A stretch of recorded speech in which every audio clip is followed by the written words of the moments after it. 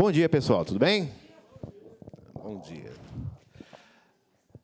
Semana da Comunicação, Projeto Conectados. Agradecer ao pessoal que está participando no Facebook, compartilhando. Essa última palestra aí teve bastante compartilhamento. Vocês viram aí? Bastante compartilhamento. O mais interessante, não só da transmissão ao vivo, mas também o pessoal fala, poxa, eu estava assistindo... O segurança falou para mim agora, o Vitão. Falou, eu acabei de assistir a palestra de ontem à noite, no celular. Tá? São as visualizações posteriores, né? O Luiz, tá vendo?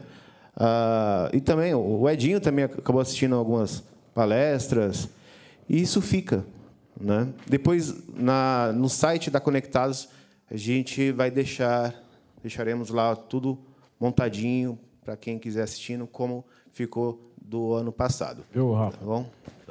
Até falar sobre isso mesmo, né? Das lives. Depois que a gente vai embora daqui, eu costumo ver, né, como é que ficaram as lives e tudo.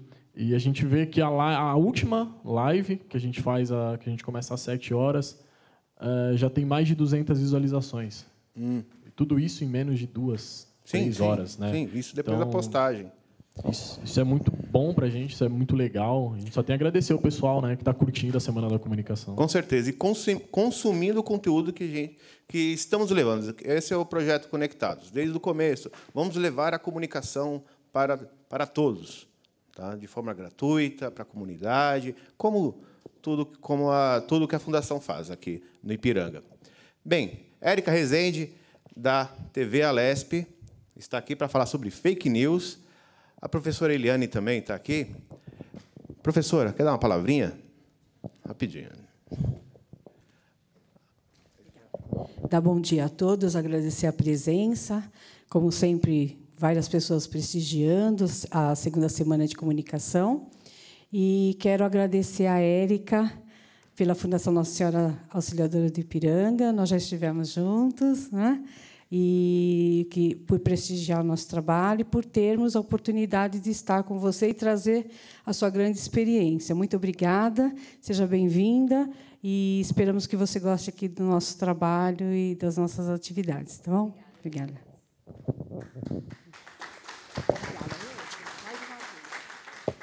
Gente, bom dia. Muito obrigada aí pelo convite. Queria agradecer ao Rafael, o pessoal da Rádio Conectados, por essa oportunidade de conversar com vocês. Eu acho que é mais um bate-papo. Estou muito aberta às perguntas aí. Vou contar um pouquinho só como é que eu cheguei aqui, para a gente depois chegar no fake news. Para quem não sabe, eu sou carioca, estou em São Paulo há 17 anos, sou formada há quase 20 anos, então tem gente aqui que estava nascendo quando eu estava me formando. Eu fico pensando o que eu posso falar para as pessoas que já estão tão conectadas, né? Que já estão no mundo digital, que já nasceram nesse mundo e que já fazem essa experiência, já têm essa experiência no dia a dia. Mas eu acho que tem um caminho aí e que tem coisas que, independente da conexão, das mídias sociais, da internet, elas valem para todos os veículos. Vale para quem trabalha em rádio, para quem trabalha em assessoria de comunicação, para quem quer trabalhar com jornalismo, com rádio, TV, enfim. A gente tem um mercado muito grande, até para quem quer ser youtuber, né? Eu acho que tem muita gente aí que quer ter o próprio canal, que quer ter a sua própria voz. E eu acho muito válido esse caminho, porque acho que todo mundo hoje tem essa oportunidade, né? Todo mundo fala assim, a TV pode acabar. Eu não sei se vai acabar, mas que ela está se modificando, tá, né? Hoje você manda um vídeo para a Globo, você fala qual é o Brasil que você quer participar, você quer interagir, você manda uma notícia, e isso cada vez mais vai ser uma realidade na vida da gente. Então, acho que não acaba, mas eu acho que muda o formato. E esse formato mostra que o cidadão pode ser cada vez mais participativo, pode ter cada vez mais voz na sociedade, pode falar o que pensa, mas não de qualquer forma, né? Eu acho que aí estão os critérios aí, e por isso que eu escolhi esse tema do fake news, porque é uma coisa que está sendo muito falada. Quando o Rafael perguntou do que você quer falar, eu falei, poxa, o que eu posso falar para as pessoas? Acho que o fake news é uma coisa que faz parte da vida de todo mundo, mesmo de quem não é jornalista, de quem não é locutor, de quem não é radialista. qualquer pessoa, hoje em dia, recebe ou passa fake news. Então, eu resolvi tratar desse tema porque eu acho que cada um aqui já foi vítima, alguma vez, de alguma notícia falsa, né? E isso tem consequências bem graves para todo mundo, né? Porque a gente acaba sendo um disseminador de vírus, né? Como uma gripe. Você recebe e você passa para as outras pessoas sem checar a informação, sem saber o que está passando. E isso causa uma confusão terrível, muitas vezes, né? Acho que todo mundo tem um grupo de família, né? E todo mundo já recebeu uma notícia falsa. Quem mais passa notícia falsa? A própria família, o próprio grupo de trabalho, grupos de colegas, a tia, a mãe, né, são as pessoas que mais passam. São, quer dizer, os nossos amigos e os nossos grupos que a gente tem no dia a dia. Eu vou pedir para passar um pouquinho aqui para a gente começar a contar a história do fake news. Né, quem que inventou o fake news? Mentira, né, boato sempre existiu. A gente tem aí, desde os primórdios, as mentiras, e principalmente em campanha política, né? A gente vê muitos casos de mentiras e notícias falsas nessa época de campanha. Por isso também escolhi esse tema, porque surgem muitos boatos e muitas pesquisas falsas atribuindo aquele candidato que ele está em primeiro lugar, e muitas vezes ele não está, e todo mundo fala: nossa, você viu, ele está, eu vou votar porque ele está em primeiro lugar. Né? E isso influencia a vida das pessoas. E muita gente acaba sendo contaminada com isso, enganada, né? Que é justamente o que as pessoas querem. Né? O termo ficou popular em 2016, fake news. Ninguém falava muito essa palavra, embora a mentira já fosse bem comum. Né? Então, ele ficou popular em 2016. Um grupo de jornalistas descobriu, né, fazendo uma pesquisa, notícias falsas. Eles descobriram aí perfis falsos no Facebook para influenciar as eleições americanas. Né? Todo mundo fala que o Donald Trump ganhou por conta da internet e por conta de notícias falsas, perfis falsos. Então, a gente tem esse jornalista descobrindo isso em 2016, e depois o próprio Donald Trump atribuindo esse termo a ele mesmo, dizendo que ele que inventou esse termo fake news, o que não é verdade também. Né? Então, a gente... mas ele é um grande causador aí, né, das redes sociais, do Twitter. Tudo que ele fala tem uma grande repercussão. Mas quem começou a usar isso há muito tempo atrás não foi ele, tá? Foi o próprio presidente antecessor dele, né, que falava que o Lula era o cara. A gente tem esse presidente, o Barack Obama, que usava já esse termo, usava o Twitter, usava as mídias sociais para poder alavancar aí o público e as eleições. Pode passar. Quem é que espalha? Né? Eu já falei, a gente acha que... Quem acha que quem espalha fake news é robô? Robô espalha fake news. Empresas especializadas. Tem político que contrata empresa para fazer notícia falsa, para colocar ele como o primeiro no ranking, para colocar ele como o melhor. Então, tem empresas que ganham dinheiro produzindo notícias falsas, produzindo memes, notícias que vão viralizar aí, coisas engraçadas ou não. Grupos de família, né, nós mesmos, né, todos nós aqui já passamos algum dia alguma notícia falsa. Né, quem não passou aí vai passar em algum momento. E existe até uma pesquisa, né, nos Estados Unidos, de uma grande universidade, que é a MIT, que fala que as notícias falsas têm 70% mais chances de serem retransmitidas. Então, uma coisa que é verdade você não passa, e o que é falso você acaba passando para frente. Todo mundo que usa o WhatsApp acaba passando por isso. Pode passar. Produção do fake news, né? As mensagens políticas, o que mais circula, o que é mais falso hoje nos grupos de WhatsApp? Produção, notícias de política, em primeiro lugar, né? E, em segundo lugar, as lendas urbanas.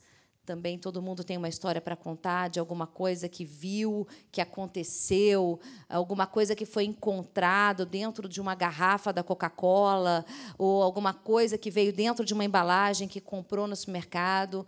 E notícias de ciência e medicina, né? Notícias sobre a vacina, notícias sobre alguma gripe, algum vírus que está matando todo mundo. Isso é campeão. Todo mundo adora passar, adora receber, e isso dá um problema danado, né? Fofocas de artistas e personalidades. Alguém lembra aí de um vídeo que mostra o Antônio Fagundes discutindo num posto de gasolina, né? E não era o Antônio Fagundes, ele leva um soco do cara e todo mundo passou uma barbaridade, né? Porque até todo mundo descobrir que não é o Antônio Fagundes, e ninguém fala depois que não é, todo mundo acha que ele está apanhando, que ele fez alguma coisa errada e que ele está bêbado, caindo. Quer dizer, isso acaba com a imagem de uma pessoa, né? A gente tem aí artistas também são campeões aí em serem atacados, né? E produzir fake news é muito mais barato do que checar e apurar a notícia, né? Por isso que a gente fala, o jornalismo vai acabar, porque qualquer um pode fazer uma notícia e pode publicar. Isso é fato.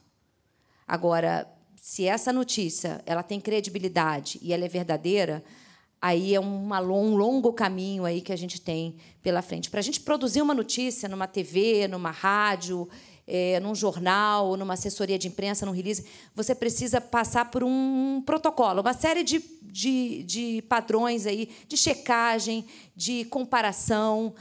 Você recebe um dado que é de uma fonte importante, do IBGE, você tem que comparar esse dado com o dado do ano anterior, para você ver se aumentou, se diminuiu o número de mortos ou da violência. Então, tudo isso dá muito trabalho. Então, fazer uma notícia falsa não dá trabalho. É só digitar, escrever. E, muitas vezes, o pior é que eles atribuem, ainda assina aí Papa Francisco, né? Coloca o nome de uma pessoa famosa assinando a carta, e você nem sabe se o Papa pensa mesmo isso, se ele fala isso mesmo. Pode passar. Como identificar uma notícia falsa, né? A gente consome o dia inteiro essas notícias, mas como é que a gente pode identificar se ela é verdade ou se ela é mentira? A gente tem que saber identificar o que é bom, porque a gente que está consumindo isso vai afetar o teu dia a dia. Você pode deixar de tomar uma vacina porque você viu uma notícia falando que essa vacina vai te fazer mal. Então, você tem que saber se realmente ela vai te fazer mal ou não. E aí você tem várias maneiras de identificar. Primeiro, que você pode comparar dados, nomes e datas. Toda notícia que é uma notícia verdadeira, ela tem uma fonte. Ela veio de algum veículo. Ela pode ter vindo da Globo, do Estadão, da Bandeirantes, da TV Cultura, ela pode ter vindo da Folha de São Paulo. Existem vários sites. Tem que ser um site conhecido, que tenha um nome conhecido de credibilidade. Né? Olhou um site que você não conhece, que não tem um nome conhecido, já suspeita. E o jornalista assina a matéria. Então, toda matéria que tem uma informação verdadeira tem o nome de um jornalista que publicou e tem a data. Na escola da minha filha, tinha uma excursão uma vez, e era para um lugar que iam mandar os filhos ficarem 3 dias aí no meio do mato. De repente, no grupo de mães da escola, veio uma notícia que estava tendo surto de dengue no local. Começou todo mundo a cancelar a excursão. O ônibus estava contratado, a pousada estava contratada, o passeio estava pago. E aí começaram a ligar para o diretor da escola. Está tendo surto de dengue, eu não vou mandar meu filho. Imagina, vocês são loucos. Mas tem aí a notícia no jornal. Aí o diretor da escola ficou muito preocupado e falou, vou ligar para a Secretaria de Saúde da cidade para ver como é que está a dengue na cidade. Ele ligou, o secretário falou, olha, não, aqui não está tendo surto de dengue, não. A gente teve, faz 2 anos. E aí o diretor foi olhar a data do jornal que a mãe publicou a notícia que tinha o surto de dengue. E realmente tinha 2 anos passados do surto de dengue. Todo mundo cancelando uma viagem, quer dizer, gerando um prejuízo para o projeto pedagógico da escola, e gerando um prejuízo para todo mundo que estava envolvido com aquilo, né? Então, quer dizer, grupos de mães, grupos de trabalho, e por uma notícia que a mãe viu, ela não viu a data, e ela falou, pô, está acontecendo um surto de dengue, como eu vou mandar meu filho para uma cidade que está acontecendo isso? E o diretor também foi preocupado e achou, e não viu a data. viu a notícia, estava lá, o jornal da cidade. Só que tinha 2 anos. Então, tem que checar, tem que olhar a data, de quando é isso. Né? Senão você não vai saber nunca e vai passar isso adiante. Imagina o alvoroço que não causa um grupo de mães, né, com 40 alunos envolvidos numa excursão e cancelando tudo por conta de uma notícia falsa. Né? E aí a gente também tem problemas com isso, profissionais, né? Pessoas que perdem emprego, pessoas que perdem o casamento, perdem tudo por conta das mídias sociais. Né? As pesquisas sérias sobre a eleição, a gente que está em ano aí de eleição, vai ter eleição para presidente, governador, senador, deputado estadual e deputado federal. É muita gente para votar. Então, tem que observar as notícias. A gente recebe um monte aí falando que fulano votou contra isso, Beltrano votou contra aquilo. Tem que checar. Tem vários sites que a gente pode entrar para poder ver se é verdade isso que está falando. Vamos ver. Tem um site, antes de rodar, já vai começar. Vamos depois.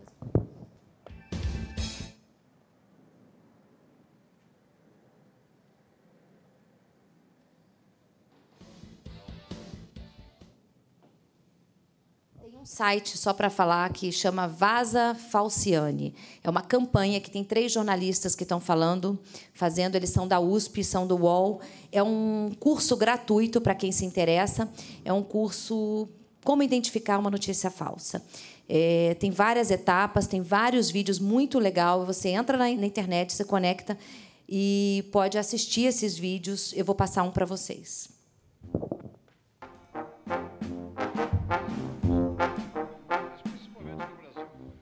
Eu quero te chamar a atenção a respeito da nova arma que eles estão enviando para os brasileiros, a tal da febre amarela. Estou desconfiado que esses caras estão soltando esses mosquitos, certo? Para vender vacina, para comprar e desviar dinheiro público. O governo, o sistema controlado pelos senhores do mundo, querem reduzir a população mundial. Essa é a meta, a redução da população mundial. Na verdade, eles devem ter uma intenção muito forte para forçar você a tomar a tal vacina, que seria, na minha opinião, uma bomba relógio.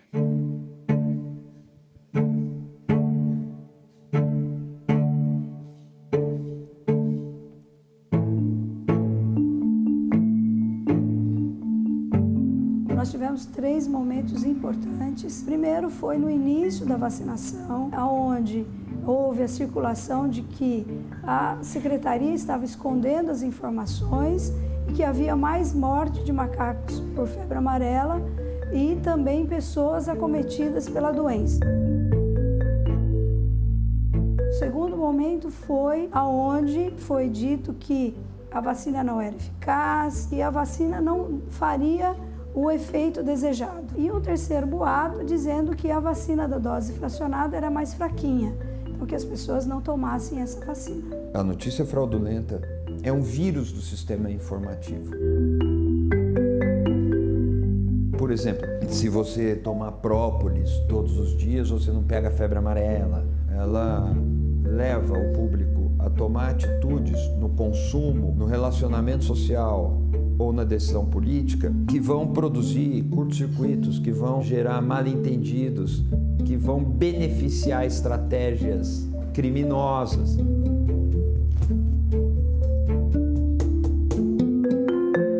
A gente viu algumas dessas superstições se materializando como notícias circulando por redes sociais.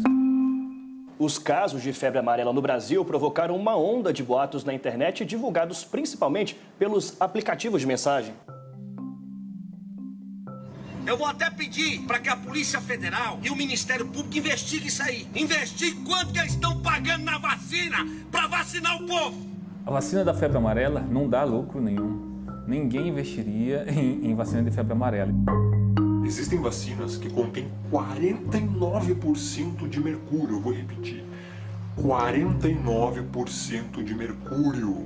Não se usa mercúrio para descontaminação dessas vacinas. Então, esse é mais um boato que vem de uma reação em cadeia de boatos contra vacinas que se acumularam ao longo de décadas. Não vacine, Não leve seus filhos para vacinarem. Essa circulação dizendo que a vacina não é boa, dizendo que a vacina faz mal, isso tudo impacta significativamente na adesão da população. A primeira consequência é para a própria pessoa, seja para a febre amarela, seja para outras vacinas, ela não vai ficar protegida. A segunda consequência é que se uma pessoa não tomar a vacina, ela diminui a proteção da população, ela tende a aumentar a chance de que a doença se transmita. Então é importante que as pessoas acreditem e tomem a vacina e deixem de acreditar em tudo que circula nas redes sociais. O mosquito não tem raiva da gente. O mosquito não pica as pessoas porque não gosta daquela pessoa. Não é um assunto pessoal. O mosquito faz aquilo porque ele é um vetor. E os vetores das notícias fraudulentas são as pessoas comuns, somos nós mesmos.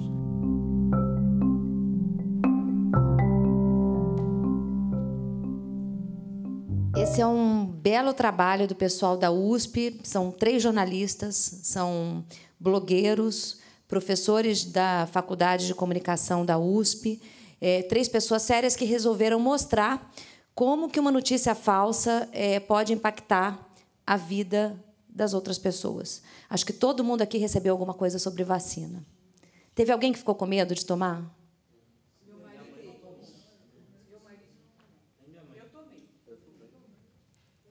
Mas ficou a dúvida. Porque olha quanta notícia envolvida numa história de vacina.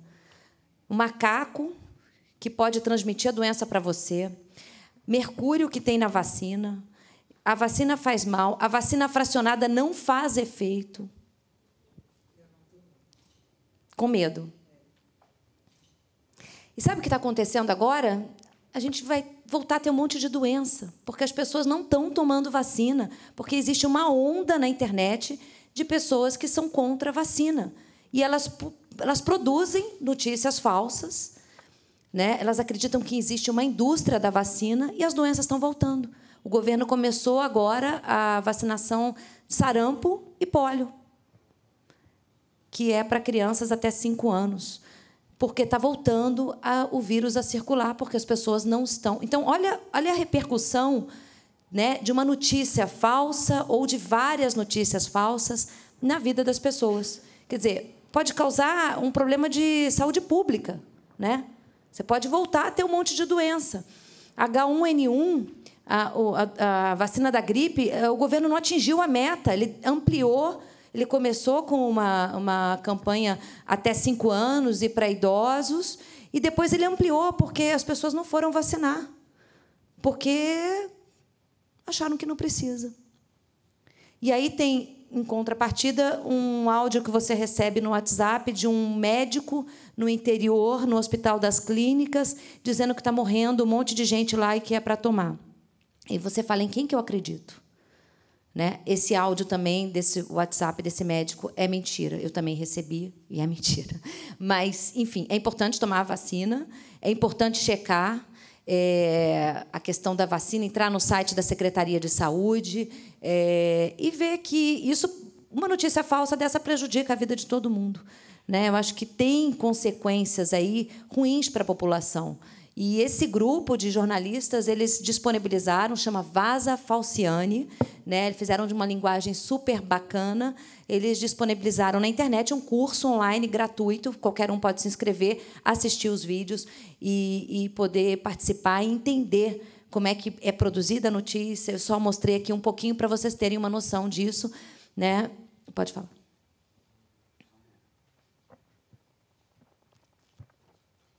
Eu queria saber, Érica, por exemplo, como a gente pode confiar em um médico que está mentindo a verdade em um vídeo sobre a febre amarela? Pois é, esse vídeo, para começar, quando ele chega para a gente no WhatsApp, normalmente ele chega em áudio, são conversas. Então, qualquer um pode falar, eu sou fulano de tal lugar. Né? Então, é importante você checar, entrar na internet, digitar o nome da Santa Casa que ele trabalha, do hospital, verificar se realmente tem alguma notícia relacionada a isso de algum jornal. Mas, assim, Secretaria de Saúde, né, campanha de vacinação, o governo está bancando isso para ajudar a população. E aí tem gente produzindo notícia dizendo que isso faz mal, né? Então, gera uma confusão muito grande nas pessoas. Tudo bem que a gente já está na terceira campanha, já foi febre amarela, já foi a gripe, agora é sarampo. Tem muita vacina mesmo, mas você tem que ver se você está numa área de risco, se você tem idade para isso, né? Se você está dentro do grupo de risco. Então, tudo isso você tem que analisar. Agora, ficar simplesmente repassando o áudio da internet, né? Para que você passa isso se você não sabe se é verdade, né? Vamos continuar? Então, eu falei, agora a gente teve recentemente um caso horroroso da vereadora Marielle, que morreu no Rio, né, assassinada, todo mundo sabe desse caso.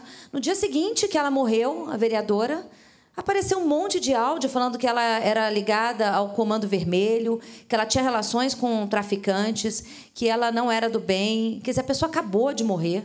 E você tem pessoas aí produzindo notícias de uma pessoa que foi barbaramente assassinada, né? Que estava defendendo, que trabalhava pelo cidadão, pelo poder público. E a pessoa, no dia seguinte, tem notícias horrorosas aí falando dela e as pessoas repassando essas notícias, dizendo que ela era uma pessoa ruim, que ela estava envolvida com crime. Né? O caso que eu citei, do Antônio Fagundes, me chocou bastante, porque você vê um artista famoso da Globo apanhando, bêbado, num posto de gasolina. Alguém viu esse vídeo aqui? Muita gente viu, está vendo? E não era ele. Imagina para uma pessoa acordar, né, e ver a sua imagem na internet, que não é você mesmo, e enxurradas de e-mails e atribuindo você um fato que você não fez. Érica, eu queria te perguntar uma coisa. Você acha que as mídias digitais atrapalham o trabalho do jornalista na veracidade? Ou você acha que é um aliado ao jornalista? Eu acho que é um aliado, porque o jornalista ele tem os critérios para poder fazer essa seleção. Então, hoje, o jornalista ele segue o Twitter. Então, se ele é um jornalista esportivo, para quem gosta de futebol, ele vai seguir o Twitter da Seleção Brasileira, do Flamengo, né, do Palmeiras, do Corinthians, dos times, né, dos clubes. Ele vai seguir o Twitter do técnico. Isso, por exemplo, é fonte oficial de informação, porque o técnico está publicando, né, no Twitter dele uma informação que é verdade. O clube também. Então, tem que ter uma responsabilidade. Por quê? Mas o que o jornalista faz? Se ele quer fazer, ele vê aquela notícia que fulano vai ser contratado pelo clube X. O que ele faz? Ele liga para o clube, ele pede uma entrevista com o diretor, ele vai querer saber por que estão contratando, quanto vão pagar no passe dele. Então, isso tudo, ele vai ter aquela fonte para checar. Olha, demitiu mesmo fulano de tal, o clube demitiu o técnico tal. São informações oficiais, né? E, quando ele tiver dúvida, ele vai checar essa informação. Né? Mas é uma primeira fonte, é uma fonte muito mais rápida do que você pegar o telefone, ligar. Você já sabe ali na hora. Né? Agora, depois, você vai fazer todo um trabalho por trás. Mas as mídias ajudam. Atrapalham quando elas são falsas, mas o jornalista tem a obrigação de checar, de olhar e de ir atrás, de apurar, de perguntar por quê. Não só de falar foi demitido, mas foi demitido por quê. Né? Investigar mesmo, que é o jornalismo investigativo. Então, eu acho que é positivo, é muito mais rápido. Antes você tinha que tentar achar a pessoa, hoje você tem o WhatsApp dela, você fala com ela na hora, você pergunta se é verdadeiro, se é falso aquilo. Então, eu acho que ajuda bastante o jornalista. Érica, bom dia. Bom dia. Érica, existem várias agências independentes de checagem de notícias, né? Como você acabou explicando, né, momentos atrás. Tem uma que eu gosto muito, que é a agência Lupa. Eu ia falar dessa. Mas também as grandes corporações de comunicação estão lançando também os seus sistemas de checagem de notícia, questão de veracidade, fonte, etc. E a gente sabe, né, que existe uma linha editorial, né, em relação aos meios de comunicação. Questão ideológico, questões capitalistas, financeiras mesmo. Será que não corre o risco, através dessas, não as agências independentes, mas esta, não sei se eu poderia citar como exemplo, o Estadão Verifica, o Grupo Estado de São Paulo lançou CBN tem uma campanha Fato, que é o sistema Globo Fato ou Fake. Que acabou de lançar. A gente sabe que existe uma mídia muito tendenciosa também, manipuladora da opinião pública. Será que também não corre o risco de repente, essas corporações tentarem manipular, aproveitarem e manipular a seu favor essas notícias, essas fakes news?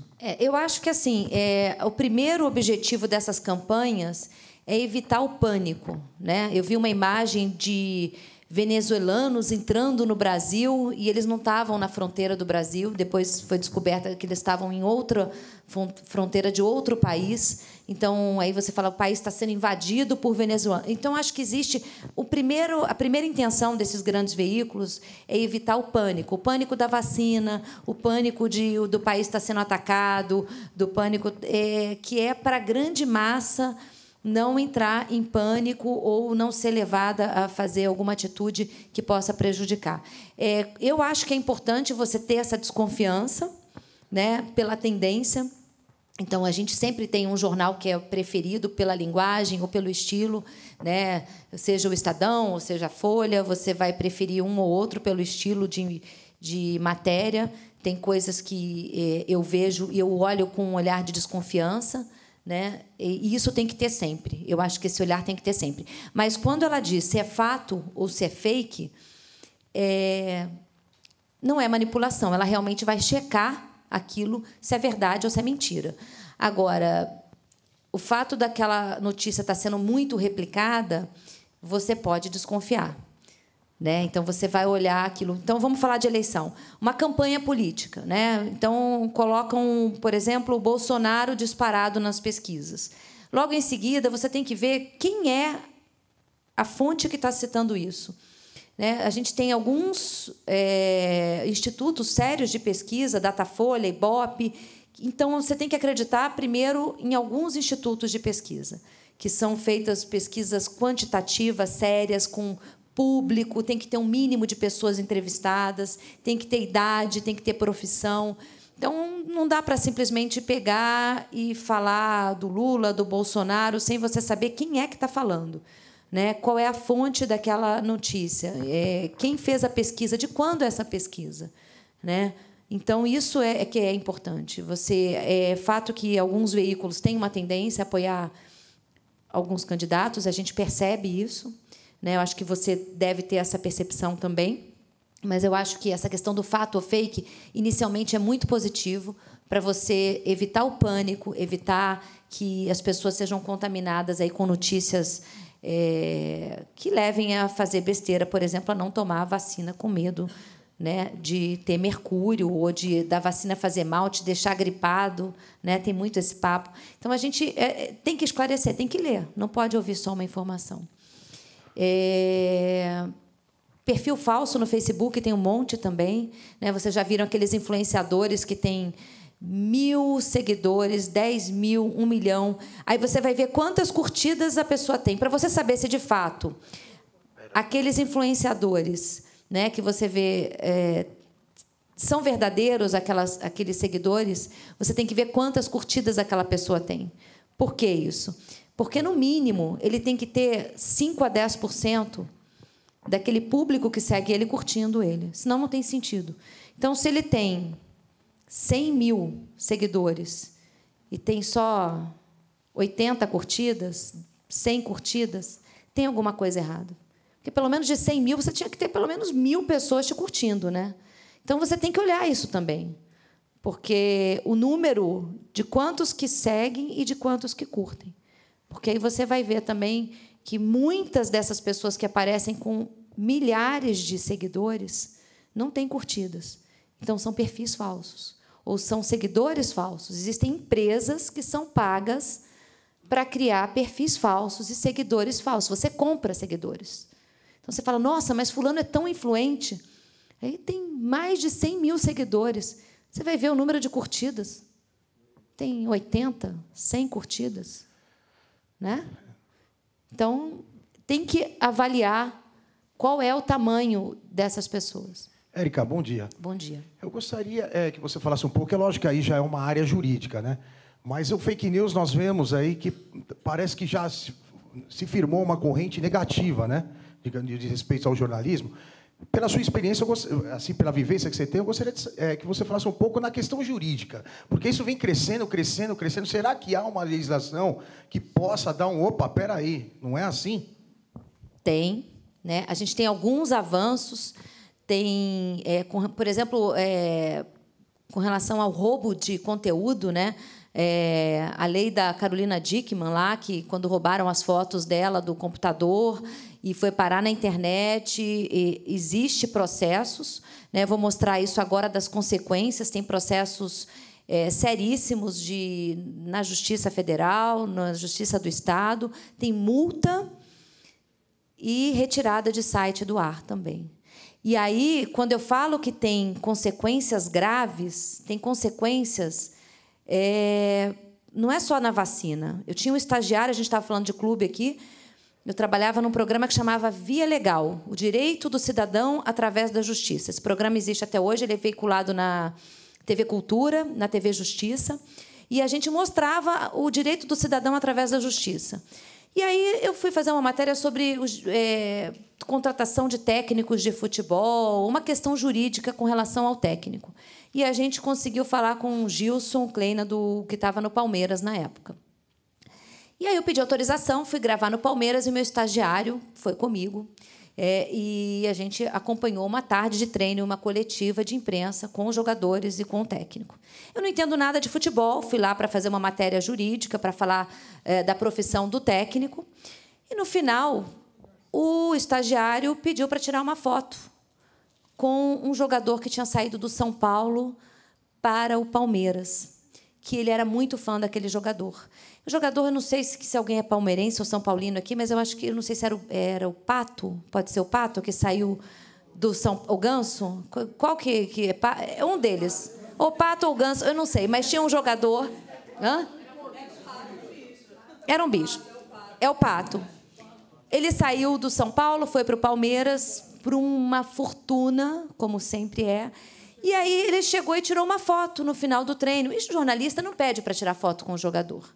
A gente vai cobrir o treino, né? A gente chega lá, a gente faz a matéria e vai embora. Mas, como ele era um estagiário, a gente falou, tudo bem, né? Vamos deixar ele tietar um pouquinho o jogador, afinal, né? Essa coisa de futebol mexe muito com a emoção das pessoas. E aí ele tirou uma foto abraçado com o cara. No dia seguinte, eu chego no trabalho e está a assessoria do Palmeiras me ligando e pedindo a cabeça do estagiário. Falando, olha, que absurdo, o que você fez com a gente? Quem é o teu estagiário que veio aqui? O que ele veio fazer? Eu falei, não, calma, ele é só um estagiário. Porque eles não sabiam, eles acharam que ele era um funcionário, ele era um assistente. Você sabe o que ele fez? Ele publicou a foto abraçado com o jogador e colocou o nome do jogador, #traidor, como se ele fosse um mercenário. Colocou a palavra mercenário. Aquilo deu uma confusão. Ele quase foi demitido. Eu tive que pedir desculpas para o clube. Ele teve que apagar a foto.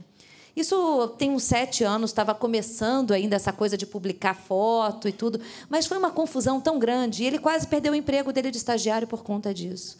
Então, assim, a conduta não foi uma notícia falsa, era realmente o que ele pensava, mas a gente não pode dizer realmente tudo o que pensa na rede social, principalmente envolvendo o nome de pessoas famosas. Você tira uma foto com uma pessoa famosa, ele marcou o clube, marcou o Palmeiras, né? Ele foi, enfim, muito infeliz. Ele era muito jovem, a gente entendeu que foi um erro, que todo mundo pode errar, mas foi muito... E como jornalista, ninguém pode fazer isso, né? Às vezes eu estou num lugar, eu acho aquela pessoa o máximo, eu me seguro, eu acabo nem pedindo para tirar uma foto, porque eu vou publicar aquela foto, de repente vai ter pessoas que vão gostar, pessoas que não vão gostar, pessoas que vão falar mal. Então, eu procuro tentar deixar a tietagem de lado e não fazer isso. Isso foi um exemplo que aconteceu, que eu fiquei muito preocupada com esse estagiário. Eu trabalhei na Rede TV, eu fui fazer o jornal, que era um jornal nacional deles lá de rede, e, uma época, estava muito difícil para pagar as pessoas. Eles pagavam as pessoas que eram contratadas e não pagavam as pessoas que eram pessoas jurídicas, né, que eram os apresentadores, os maiores salários.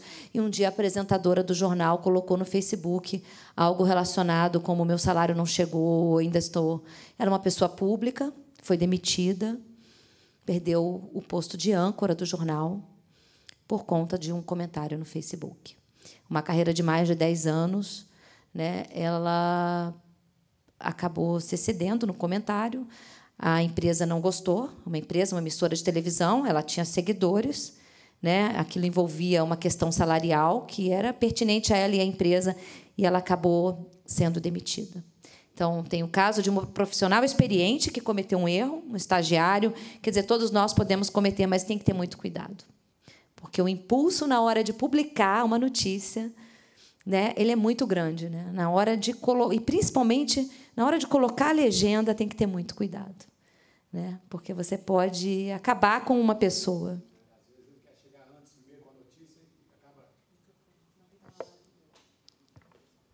E às vezes a pessoa quer chegar antes com a notícia e acaba se excedendo na legenda, não é isso? Aí a pessoa às vezes pode chegar rápido, vamos chegar primeiro. E aí pode cometer um erro, né? E isso já aconteceu até com veículos grandes, que já mataram gente antes da pessoa morrer, né? A gente já teve... né? A pessoa está no hospital ainda e sai o que a gente chama no jornalismo de barriga, né? Deu uma barrigada. É um termo que usa quando a pessoa dá uma notícia que não é verdade, não foi checada e não é nenhuma intenção. É aquele afã de chegar, quero dar primeiro a notícia. Matou uma pessoa que ainda estava no hospital, que não estava morta. Isso já aconteceu várias vezes, e a gente já viu aí na internet também. Queria mostrar... Pode passar. Esse aí. Esse é a palavra de ordem para quem costuma usar as redes sociais. Cada mensagem ou comentário publicado pode ter consequências graves e dimensões imprevisíveis. Não faltam exemplos de pessoas que perderam o emprego ou até foram processadas pelo comportamento que adotaram na frente do computador. 33 milhões de brasileiros têm uma conta no Twitter. Em número de assinantes dessa rede social, o Brasil só perde para os Estados Unidos. Com tanta gente interessada, o microblog virou fonte de informação e também de muita polêmica.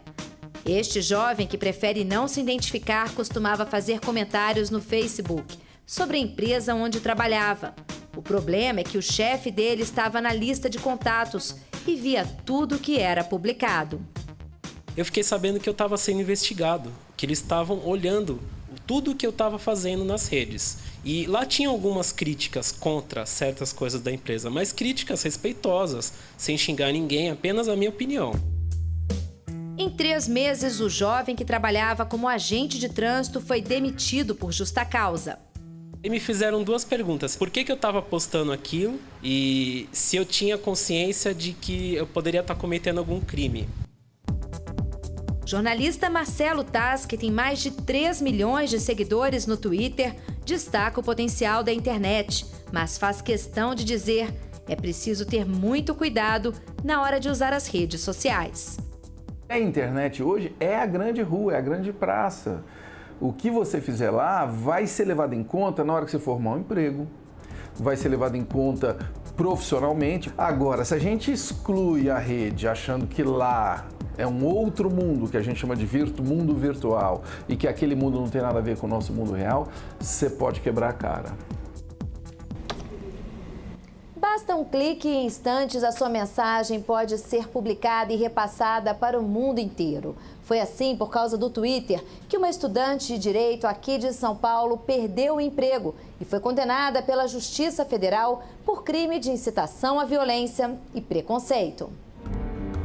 O caso aconteceu em 2010. Logo depois da eleição presidencial, a estudante postou uma mensagem no microblog dizendo o seguinte: "Nordestino não é gente. Faça um favor a São Paulo, mate um nordestino afogado." A frase de Maiara ganhou repercussão nacional e causou revolta em muitos nordestinos. Indignado, o presidente da Regional OAB em Pernambuco levou o caso ao Ministério Público Federal. Ela, ao sugerir que um paulista deveria matar um nordestino afogado, né? Ela, além da prática do crime de racismo, estava também incitando a prática de um outro delito, que é o crime de homicídio. A jovem foi condenada a 1 ano e 5 meses de prisão. A pena foi convertida em prestação de serviços à comunidade. Para a juíza, a estudante agiu de forma livre e consciente. É um crime de incitar à discriminação, de incitar ao preconceito. E, no caso, o elemento que teria sido diferenciador para provocar a reação negativa seria a procedência nacional. Por que a lei proíbe esse tipo de conduta? A Constituição quer que nós nos tornemos pessoas mais neutras, que culturalmente nós consigamos lidar com as diferenças com neutralidade, independentemente da origem, da cor, de pele, de etnia, de qualquer outra característica. O ambiente da internet, essas redes sociais tipo Facebook, Twitter, elas não são ambientes que estão à margem da legalidade, à margem do ordenamento jurídico brasileiro. E as pessoas têm essa falsa ideia de que podem postar qualquer mensagem sem que isso tenha nenhuma repercussão jurídica no seu conteúdo. É preciso mesmo ter cuidado. Quem entende do assunto orienta o internauta a ficar atento às regras de privacidade e segurança antes de se aventurar nas redes sociais. Uma coisa que eu sugiro às pessoas fazerem é ler o termo de adesão dessas redes. Ninguém lê. Quando você se associa ao Facebook, quando você se associa ao Twitter, tem um termo lá que você tem que concordar. Ninguém lê aquele troço, você entendeu? Esse caso de racismo na rede, é importante que ele ilustra que o comportamento que a gente tem na rede está sujeito às leis do país.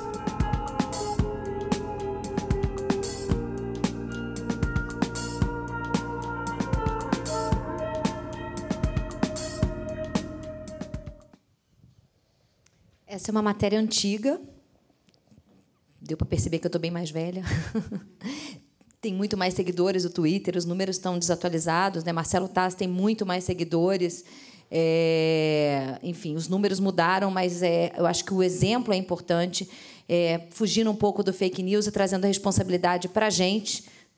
Todos nós somos divulgadores, publicadores, temos uma rede social e temos que ter responsabilidade. Então, para mostrar aquilo que você me perguntou, que tem consequência, tem legislação. Nesse caso, foi um crime federal, poderia ter sido estadual, mas tem incitação ao racismo, né, contra o nordestino, tem a questão de... Quer dizer, e ela era estudante de Direito. O mais absurdo é que a menina era estudante de Direito. Ela não foi presa, né? Ela fez trabalhos comunitários, mas existiu um processo. Aquilo vai ficar marcado no resto da vida, que ela respondeu a um processo, ela teve que mudar de faculdade, ela teve que transformar toda a vida dela por conta de uma publicação. Então, assim, não só falando da questão do fake news, mas trazendo a responsabilidade para as mídias sociais, porque todo mundo hoje sabe mexer, tem várias contas, mas pouco se fala na responsabilidade que a gente tem com o que a gente diz, com o que a gente publica sobre as pessoas. Então, acho que isso é muito importante, essa consequência, né, que pode ser criminal, pode ser multa, né, a pessoa pode entrar com um processo aí de danos morais, porque você falou dela e você vai ter que pagar. Você pode ter um processo criminal, que é o caso do crime de racismo contra o nordestino, né? Tem gente que comete isso contra a comunidade LGBT, contra outras comunidades. Então, acho que é importante respeitar as pessoas, não dizer qualquer coisa, porque isso vai ter uma consequência. Se alguém resolver te processar, né? Por exemplo, eu falo muito para minha filha, grupo de WhatsApp na escola, começou a fazer bullying com alguém, começou a falar mal de alguém, sai do grupo. Ou não fala nada. E mesmo se você não falar nada e houver um processo, e esse processo vai envolver todos os nomes das pessoas que estão naquele grupo. Você pode até não acontecer nada, o juiz pode até aliviar para você porque você não falou nada, mas você foi conivente com aquela discussão. Então, isso é muito importante.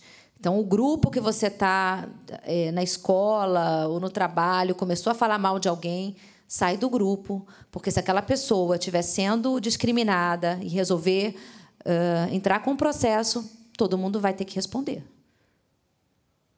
E é bem perigoso, né? Porque você acaba se envolvendo num problema de graça, né? E pode passar o próximo, por favor. Então, as consequências, estou falando aí para as pessoas, são esses processos, né? Danos morais. Para os sites que publicam também tem consequências, né? Tira a notícia do ar. O YouTube já teve que tirar muita coisa do ar. O Google também já teve que tirar muita coisa do ar. Perde a credibilidade, porque você fica sabendo, né? O Facebook está se virando agora para poder recuperar a credibilidade, porque tem muitos perfis falsos, né? Já foram descobertos alguns. Eles estão fazendo uma campanha aí, tirando do ar mesmo, porque esses perfis são criados para influenciar as eleições. Então, são pessoas que vão publicar notícias falsas ou que vão influenciar. E aí são perfis falsos. E como é que você vai responder, né? Vai punir criminalmente um perfil falso? Não tem. Então, a culpa vai ser do Facebook, que vai ter que responder por isso, né? Vai ter que pagar uma multa, vai ter que tirar do ar.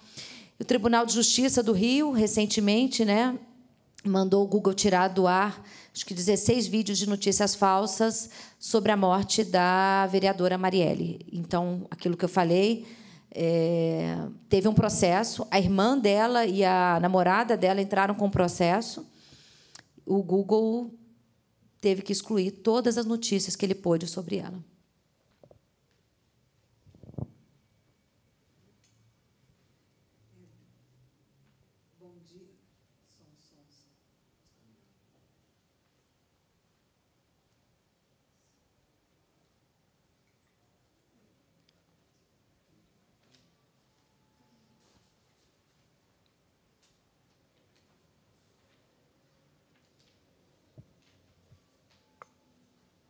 Prazer, Érica, tudo bem? Meu nome é Edna Oliveira, sou locutora radialista. Em relação ao que você está falando sobre do Face, né? Aconteceu comigo de uma pessoa vir e eu fui conhecer, né? E a pessoa, geralmente eu não gosto, procuro ver se está relacionado, se é radialista, se é locutor, se é no segmento do que eu faço, porque geralmente eu uso o Face mais para trabalho, né? Estão relacionados com o trabalho. E essa pessoa entrou e começou a conversar e com um perfil que não se identificava. Aparentemente, bonito até, não a fisionomia, mas a visualização. E eu comecei a observar as palavras e não estava encaixando. E eu saía fora e voltava novamente com conversas assim, que não era bom, e fez mal para mim, né, de uma forma, e publicou uma figura muito ruim, e eu fui logo para bloquear. Só que essa pessoa prejudicou uma pessoa da minha família, né, e assim, que causou problema, né. É isso que eu ia falar para você. É o que você acabou de falar agora, às vezes não tem como se chegar. Tem alguns artifícios, né? O Marcelo Tais estava falando que ninguém lê o termo ninguém lê mesmo, porque são várias folhas, mas é importante você entrar no menu e você procurar ali criar alguns mecanismos de proteção para você. Por exemplo, o que você pode fazer é avaliar as fotos que vão ser publicadas no seu Facebook. Isso você pode permitir ou não. Então, você, antes da foto ser publicada no seu perfil, ela vai para a sua análise. Então, são mecanismos de controle que você tem que ir e criar uma própria segurança para você, né? Porque, eventualmente, às vezes você fala, não quero ser antipática, vou adicionar fulano, vou adicionar Beltrano, né? Porque senão vai achar que eu sou antipática. Mas você pode criar mecanismo para que essa pessoa não faça comentários nas suas fotos, para que ela não tenha acesso a tuas sistema de privacidade. Então, tem alguns mecanismos que você precisa estudar e descobrir como fazer isso. Nem a minha família publica foto, por exemplo, no meu Face. Sim, algumas pessoas... Nem a minha mãe publica foto no meu Face sem eu aceitar ou não. Porque tem coisas que eu não quero que passem por ali. E eu acho que só aquilo ali é o retrato da gente. Acho que só a gente é que pode definir o que vai aparecer no nosso perfil ou não. Sim, então aí eu coloquei essa restrição, né? Agora, só eu não consigo, em outra parte que eu estou procurando observar, sobre fazer outras publicações que eu não consegui ainda. E outras pessoas que eu não aceitei a solicitação só entram no inbox. E também fizeram coisas assim que foram horríveis. Eu bloqueei. Só que essa pessoa que eu não aceitei no Face e entrou no inbox, que foi que deu problema com uma pessoa conhecida minha.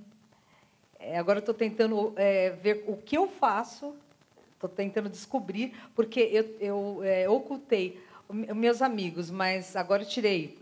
Eu não oculto os seguidores, eu não consegui ainda.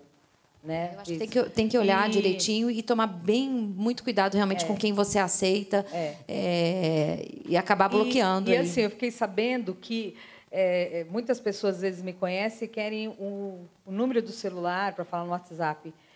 E insistentemente falam assim, mas eu preciso de falar com você. Eu não sei, não dá para me escrever, eu não sei escrever. Aí eu falei, mas como isso? Então, é fake. Porque precisa ouvir meu áudio, então quer clonar meu smartphone. Só pode ser tem que tomar cuidado, tem que olhar. No menu acontece muito isso, né? E esses cuidados, então, o exemplo que eu dei da minha mãe, né? Porque não tem pessoa que a gente confia mais do que a mãe da gente. Mas até as mensagens que a minha mãe me manda ou que me marca em fotos, eu preciso aceitar ou não. Minha mãe, meu irmão, meu pai, qualquer pessoa. Então, esse que eu acho áudio, sim, também, né? Eu acho que você tem que ter o controle da sua página e realmente não aceitar as pessoas que você não conhece, que você nunca viu, a não ser que você tenha um perfil público, que seja... e aí você toma esse cuidado para que as pessoas não publiquem nada no seu nome, que eu acho que é aí que é o perigoso. Uma dúvida, por exemplo, se eu entro em um site, aí na hora que eu entro em uma matéria, está escrito, você foi hackeado. Como eu vou saber? Você tem que ter um antivírus no computador, né? A primeira coisa que você precisa ter é ter um programa de antivírus. Tem alguns que são de graça, e aí você tem que passar o antivírus para você tomar esse cuidado para não ser hackeado ou, enfim, não ser invadido, porque, às vezes, realmente entram vírus aí, mexem, bagunçam tudo, a nossa conta, muda o perfil, muda tudo. Bom dia, Érica. Bom dia. Meu nome é Letícia, sou estudante de jornalismo. Eu queria te fazer uma pergunta, que é assim, você acredita que o posicionamento político de uma pessoa, o posicionamento sobre qualquer coisa, e a dita minha opinião, influencia nessa busca ou não por saber se uma news é fake? E nesse compartilhamento exacerbado, você acha que esse posicionamento político interfere? De uma pessoa famosa, de uma pessoa comum? Como assim? Qualquer pessoa. Por exemplo, eu tenho um posicionamento, então eu vou compartilhar porque aquele compartilhamento diz respeito ao que eu acredito. Eu acho que interfere. Eu acho que, por exemplo, eu vou dar um exemplo assim que é um pouco antipático, mas eu tenho uma posição política que eu não coloco no meu Facebook. Então, o Facebook ele te manda... Como ele não sabe, porque o Facebook é muito inteligente, ele sabe de quem você gosta, ele sabe se você gosta de música sertaneja, se você é locutor, ele te oferece pessoas locutoras para você ser amiga. Ele vai, isso aí é inteligência artificial. Ele vê se você gosta de comprar comida no iFood, se você gosta de viajar para o Nordeste, e tudo começa a aparecer para você relacionado àquilo. Como muitas coisas eu oculto, eu não coloco, o que acontece? Eu percebia vários amigos meus defendendo coisas absurdas que eu não concordo. O que eu fiz? Eu parei de seguir esses amigos. Eles continuam sendo meus amigos, mas eu não preciso ver todo dia o que eles pensam sobre a política, né? Porque tem coisas que eu não concordo e que eu não estou afim de ficar vendo, né? E aí eu simplesmente não sigo essas pessoas. Elas estão ali, se eu quiser falar com elas, elas continuam sendo minhas amigas, eu não excluí essas pessoas. Eu simplesmente não sigo e não acompanho o que elas postam sobre determinado assunto. O que isso evita? Briga. Simples assim. Evita discussão, evita eu chegar lá e ficar com raiva dessa pessoa ou ficar comentando com ela que ela está errada. Eu não escuto. É um artifício. Porque, às vezes, incomoda. Você pensa de um jeito e tem amigos seus que pensam de outro. Se você não quer todo dia receber aquele pensamento ou aquela ideia que você não concorda, é só você não seguir. Você continua sendo amiga daquela pessoa, mas você não precisa seguir para ver o que ela publica todo dia. Então, é um jeito de você selecionar o que você quer ver ou o que você não quer ver. Eu acho que isso é interessante para você ter um conteúdo mais direcionado para o que você pensa, né? Ou não, também, se você quiser ver outras informações sobre outras coisas, você deixa aberto e aí você recebe tudo e aí na tua própria ideia você vai vendo o que te interessa, o que você concorda, o que você não concorda, mas um jeito de evitar a briga, porque muita gente já brigou, já excluiu o amigo, não precisa excluir o amigo, né? Ele pode continuar lá. É só você não seguir para você não ficar vendo todo dia que ele coloca alguma coisa que não te interessa. Bom dia, Érica, tudo bem? Eu queria fazer uma pergunta relacionada à exposição, que nem a senhora está falando aí. Você entrando no rádio ou na televisão, você está exposto, né, para todo mundo. E hoje eu vejo uma coisa muito chata, assim, tudo dá processo. Se o cara cair na rua e você comentar lá, pô, você caiu porque você não olhou para o chão, o cara vai te processar. Isso está ficando chato, né? Tipo assim, se você é exposto a todo mundo, você tem que entender que vai vir críticas, vai vir coisas boas e também vão vir aqueles que vão te dar no meio, que eu gosto de falar assim, que é as críticas. E, assim, a respeito do WhatsApp, eu também falo sempre para o meu pai isso daí. Meu pai fala, olha, chegou isso aqui, eu falo, pai, começa a excluir tudo isso daí. Essas coisas aí não convêm para a gente. Aí eu fiquei pensando da policial, agora recente, né? Foram dadas várias informações, tanto na TV, tanto no rádio, e eu tive muitas dúvidas, que cada hora um falava uma coisa. E depois eu fiquei sabendo que as imagens estavam rolando pelo WhatsApp. Eu fiquei imaginando aquelas famílias, os familiares como se sentiram. Então, eu queria saber da senhora se essas pessoas podem ser achadas e podem ser punidas, que, no caso, repassaram essas fotos. Sim, né? Existe um identificador do IP de quem mandou. É um trabalho difícil, precisa de investigação, precisa que alguém abra um processo. No caso da Carolina Dickmann, eu acho que quando surgiram as fotos dela, que ela estava nua, conseguiram descobrir, foi uma pessoa que consertou o computador dela, foi na casa dela e aí transferiu isso. Tem o IP da máquina, né, que é o endereço, e isso você consegue. Para descobrir isso, você precisa de um trabalho de investigação da polícia, um trabalho de inteligência, né, e não se descobre assim do nada, precisa de um trabalho, é um trabalho mais difícil, mas dá para descobrir, sim, por isso que se descobre redes de pedofilia, por isso que se descobre quem plantou a notícia, no caso da menina Marielle, ela publicou no próprio perfil dela, e tem outros que são falsos e também não se descobrem, mas em muitos casos se descobre, sim, e aí as pessoas são sujeitas a processos. Não, eu acho que o processo, quando ele entra com uma difamação, quando ele atinge a sua honra, quando você tem alguma coisa muito séria. Agora, críticas, as pessoas públicas elas vão receber. Né? É muito chato? Porque tem um patrulhamento da vida de todo mundo. Né? A internet deu voz para todos. Se a pessoa é pública, ela vai receber críticas. Né? Então, as pessoas têm que aceitar. A partir do momento que ela põe a cara na TV, a voz no rádio, o nome no jornal... Então, as pessoas têm que aceitar críticas, desde que ela não seja ofensiva. Né? Eu acho que a crítica ela é positiva, a ofensa ela é negativa. Eu acho que tem, só para terminar, mais acho que um vídeo, tem a campanha, que eu acho que é legal mostrar essa campanha do Sistema Globo. Eles estão mostrando agora o que é fato, o que é fake. Vocês podem entrar também no G1, em qualquer outro sistema que tem várias notícias, e eles falam se é fato ou se é fake. Fato ou fake? Se aconteceu, é fato. Se é mentira, é fake. Só que hoje em dia é difícil separar o fato do fake. O jornalismo é para isso, para conferir para você. Se você tem dúvida, a gente confere e descobre o que de fato é fato e o que de fato é fake. Porque a dúvida leva à verdade e a gente só trabalha com ela. Jornalismo é isso. A gente duvida, a gente confere, a gente informa. Fato ou fake? É jornalismo para o fake não virar news.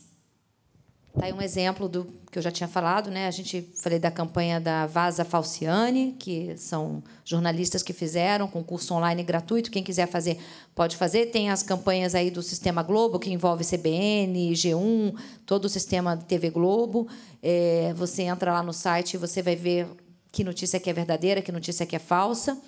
E eu acho que realmente checar sempre as fontes, olhar a data, da publicação. Às vezes se mostra o Lula na frente na pesquisa. Só que você vai ver na campanha presidencial que se concorreu lá no passado, há 8 anos atrás, 10 anos atrás, não é na pesquisa atual. Então, assim, não é que a notícia é falsa, a notícia é velha, mas ela acaba virando falsa porque ela está circulando como se fosse atual. Então, acho que é isso que é importante agora que a gente tem campanha aí eleitoral, tem muita gente para votar, acho que tem que ficar atento para a gente não ser enganado, né? E não também enganar outras pessoas publicando e reenviando essas notícias. Acho que tem mais uma aí para passar?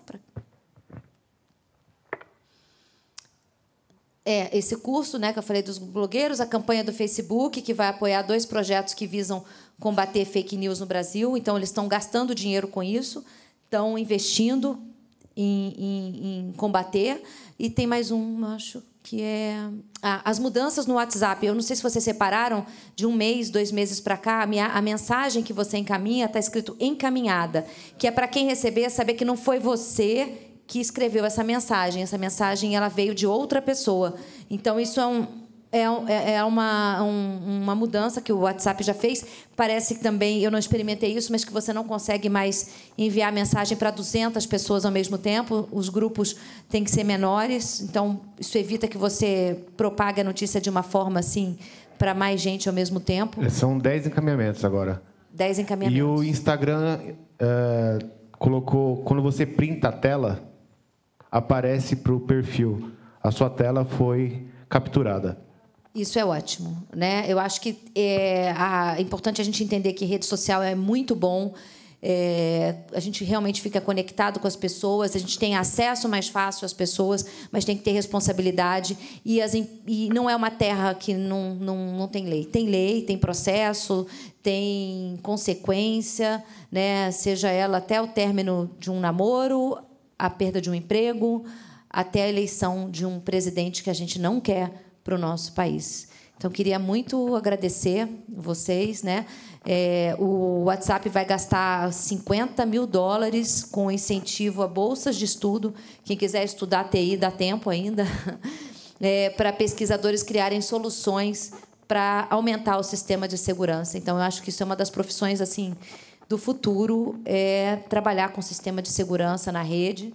Para quem gosta de comunicação, para quem gosta de TI, é um caminho muito legal. E esse limitador aí, você falou que para 10 pessoas, eu achei que eram para 20. Não experimentei ainda, mas eu sei que está limitado. Está diferente ainda no WhatsApp Web e nos aplicativos. Os aplicativos têm que serem atualizados ainda também, né?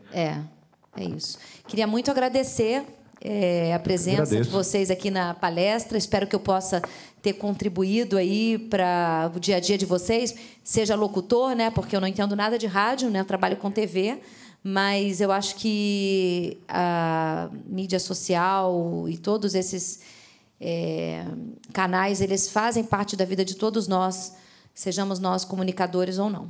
Obrigada, gente. Obrigado, Érica. Já os workshops com Edinho Filho, tratamento, captura, né, de voz, vai ensinar como colocar a voz para um trabalho publicitário. E amanhã o pessoal, os diretores de cinema do Entre Todos, Festival Entre Todos de Cinema, Festival Cultural de Cinema, estarão aqui falar de roteiro, de tudo que rola para produzir um filme, um curta.